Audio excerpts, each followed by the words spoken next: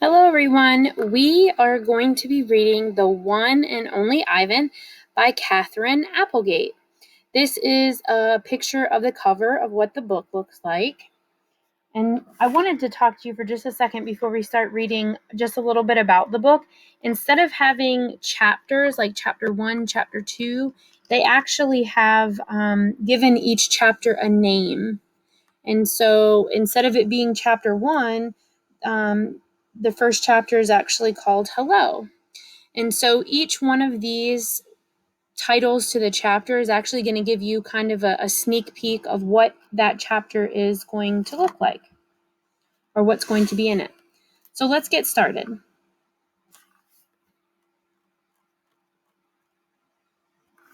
Hello, I am Ivan. I'm a gorilla. It's not as easy as it looks. Names. People call me the freeway gorilla, the ape at exit 8, the one and only Ivan, mighty silverback. The names are mine, but they're not me. I'm Ivan, just Ivan, only Ivan. Humans waste words. They toss them like banana peels and leave them to rot. Everyone knows the peels are the best part. I suppose you think gorillas can't understand you. Of course, you also probably think we can't walk upright. You try knuckle walking for an hour. You tell me, which way is more fun? Patience. I've learned to understand human words over the years, but understanding human speech is not the same as understanding humans. Humans speak too much.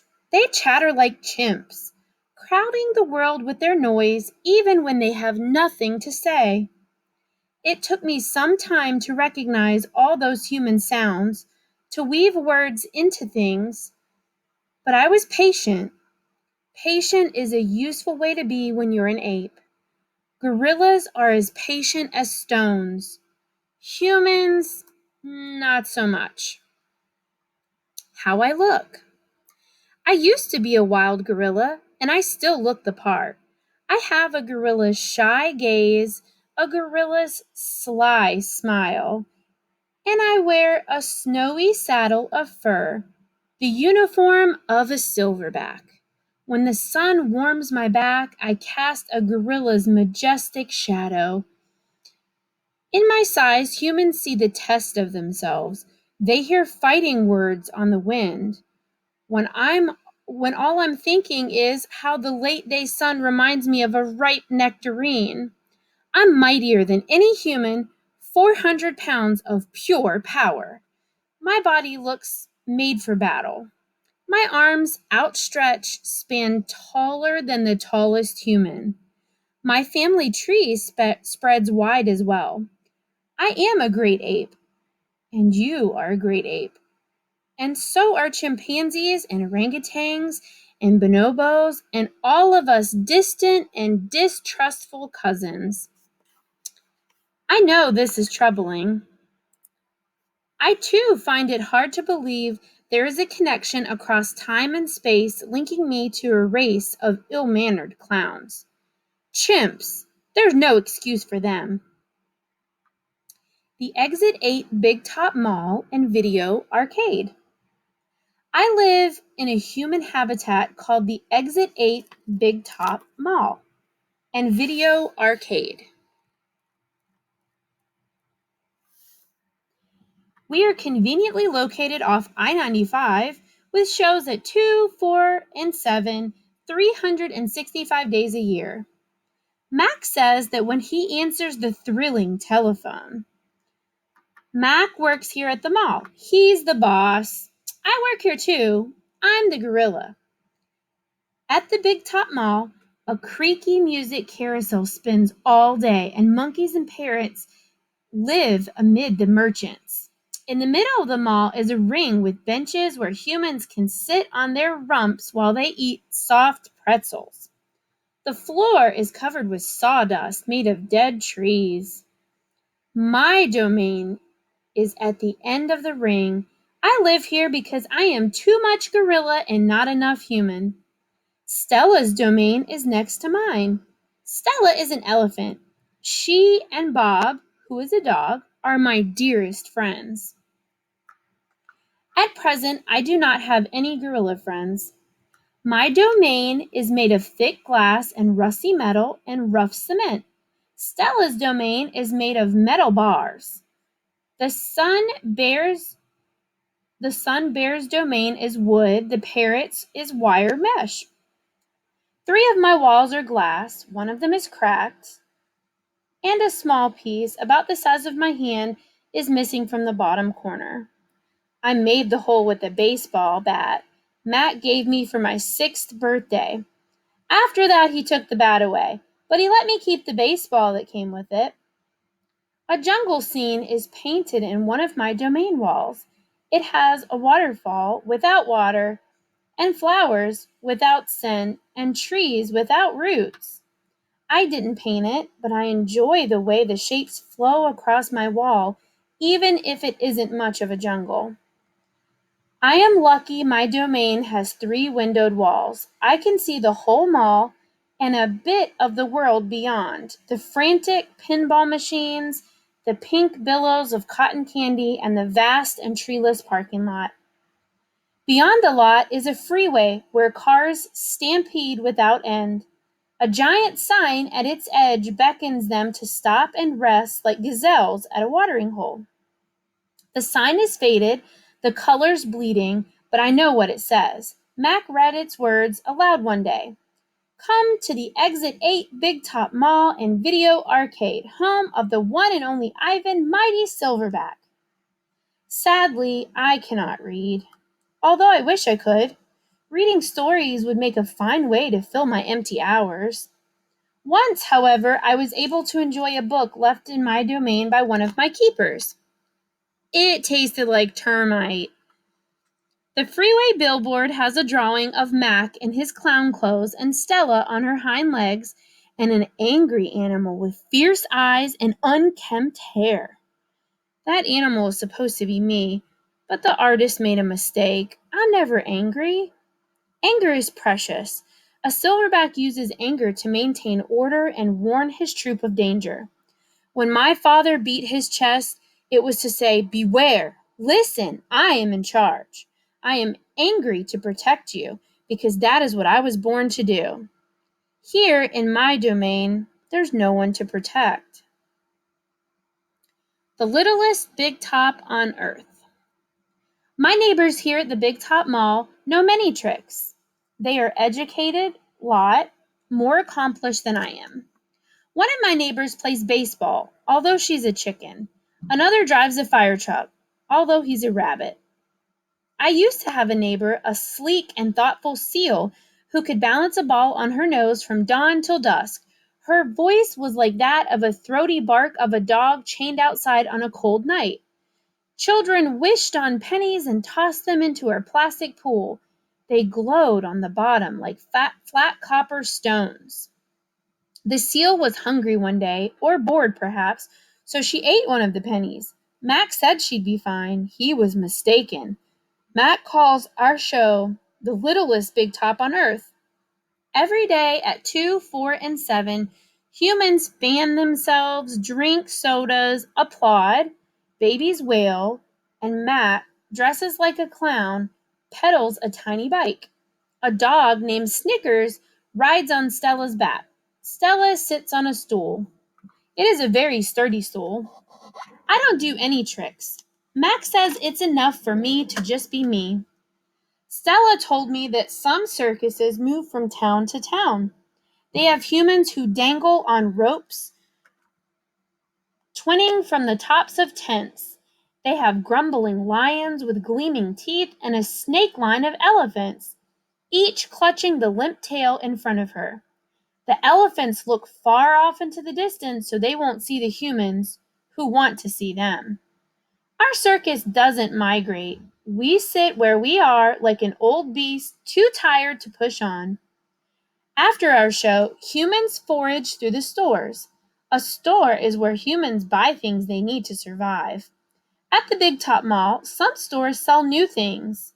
Things like balloons and t-shirts and caps to cover their gleaming heads of the humans. Some stores sell old things, things that smell dusty and damp and long forgotten.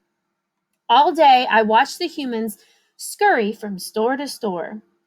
They pass their green paper, dry as old leaves and smelling of 1,000 hands, back and forth and back again. They hunt frantically, stalking, pushing, grumbling.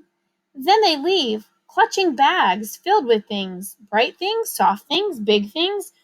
But no matter how full the bags, they always come back for more. Humans are clever indeed. They spin pink clouds you can eat. They build domains with flat waterfalls, but they are lousy hunters. Gone. Some animals live privately, unwatched, but that is not my life. My life is flashing lights and pointing fingers and uninvited visitors. Inches away, humans flatten their little hands against the wall of the glass that separate us. The glass says you are this and we are that, and that is how it will always be. Humans leave their fingerprints behind, sticky with candy, slick with sweat. Each night, a weary man comes to wipe them away. Sometimes I press my nose against the glass. My nose print, like your fingerprint, is the first and the last and only one. The man wipes the glass and then I'm gone. Artists.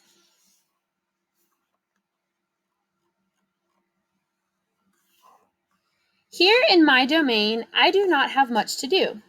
You can only throw me so many balls before you get bored. A me ball is made by rolling up dung until it is the size of a small apple, then letting it dry. I always keep a few on hand. For some reason, my visitors never seem to carry any. In my domain, I have a tire swing, a baseball, a tiny plastic pool filled with dirty water, and even an old TV. I have a stuffed toy gorilla, too. Julia, the daughter of the weary man who cleans the mall each night, gave it to me. The gorilla has empty eyes and floppy limbs, but I sleep with it every night. I call it Not Tag. Tag was my twin sister's name. Julia is 10 years old. She has hair like black glass and a wide half-moon smile. She and I have a lot in common. We are both great apes and we are both artists. It was Julia who gave me my first crayon, a stubby blue one, slipped through the broken spot in my glass along with the folded piece of paper. I knew what to do with it. I'd watch Julia draw. When I dragged the crayon across the paper, it left a trail in its wake like a slithering blue snake. Julia's drawings are wild with color and movement. She draws things that aren't even real, clouds that smile and cars that swim. She draws until her crayons break and her paper rips. Her pictures are like pieces of a dream. I can't draw any dreamy pictures. I never remember my dreams, although I sometimes awaken with my fists clenched and my heart hammering. My drawings seem pale and timid next to Julia's. She draws the ideas in her head. I draw the things in my cage. Simple items that fill my days. An apple core, a banana peel, a candy wrapper. I often eat my subjects before I draw them. But even though I draw the same things over and over, I never get bored with my art. When I'm drawing, that's all I think about. I don't think about where I am, about yesterday or tomorrow. I just move my crayons across the paper. Humans don't always seem to recognize what I've drawn. They squint and they cock their heads, murmur. I'll draw a banana, a perfectly lovely banana, and they'll say, "It's a yellow airplane?" Or, "Is it a duck without wings?" That's all right. I'm not drawing for them, I'm drawing for me. Max soon realized that people will pay for a picture made by a gorilla, even if they don't know what it is. Now I draw every day. My work sells for $20 a piece, 25 with a frame, at the gift shop near my domain. If I get tired and need a break, I eat my crayons. Shapes in clouds. I think I've always been an artist. Even as a baby, still clinging to my mother, I had an artist's eye. I saw shapes in the clouds and sculptures in the tumbled stones at the bottom of the stream. I grabbed at colors, the crimson flower just out of reach, the ebony bird streaking past. I don't remember much about my early life, but I do remember this. Whenever I got the chance, I would dip my fingers into the cool mud and use my mother's back for a canvas. She was a patient soul, my mother. Imagination. Someday I hope I can draw the way that Julia draws, imagining worlds that don't yet exist. I know what most humans think. They think gorillas don't have imaginations. They think we don't remember our past or ponder our futures. Come to think of it, I suppose they have a point. Mostly, I think about what is, not what could be. I've learned not to get my hopes up. The loneliest gorilla. When the Big Top Mall was first built, it smelled of new paint and fresh hay, and humans came to visit from morning till night. They drifted past my domain like logs on a lazy river. Lately, a day might go by without a single visitor. Max says he's worried. He says I'm not cute anymore. He says, Ivan, you lost your magic, old guy. You used to be a hit. It's true that some of my visitors don't linger the way that they used to. They stare through the glass, they cluck their tongues, they frown when I watch my TV. He looks lonely, they say. Not too long ago, a little boy stood before my glass, tears streaming down his smooth red cheeks. He must be the loneliest gorilla in the world, he said, clutching his mother's hand. At times like that, I wish humans could understand me the way that I can understand them. It's not so bad, I wanted to tell the little boy. With enough time, you can get used to almost anything.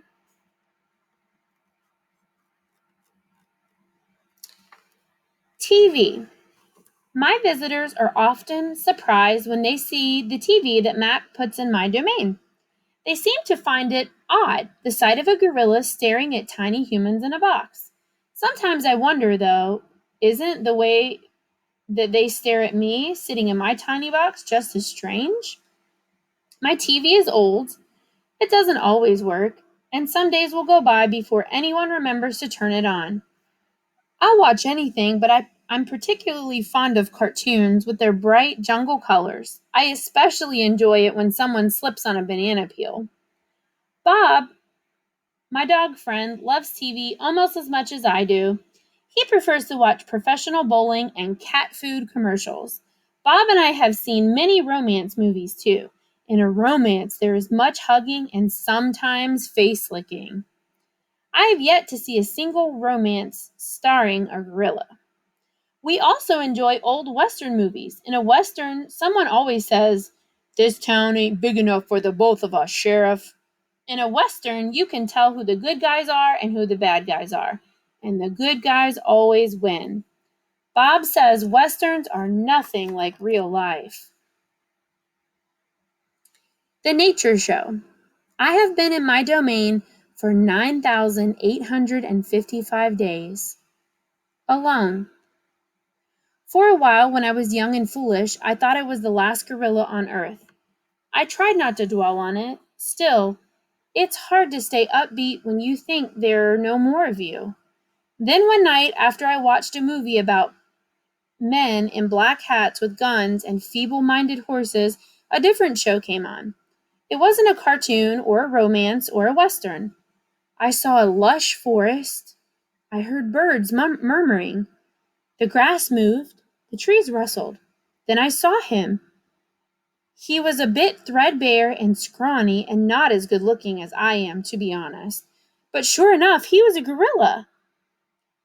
As suddenly as he appeared, the gorilla vanished, and in his place was a scruffy white animal called, I learned, a polar bear, and then a chubby water creature called a manatee, and then another animal and another. All night I sat wondering about the gorilla I'd glimpsed.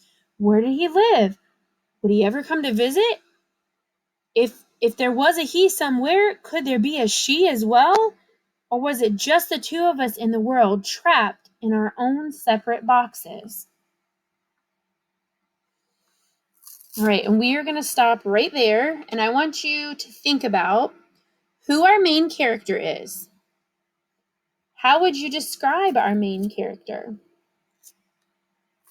How do you think Ivan feels about humans? How would you describe where Ivan lives, his domain, as he calls it? And what does Ivan do for entertainment? All right, we will see what happens in the following chapters.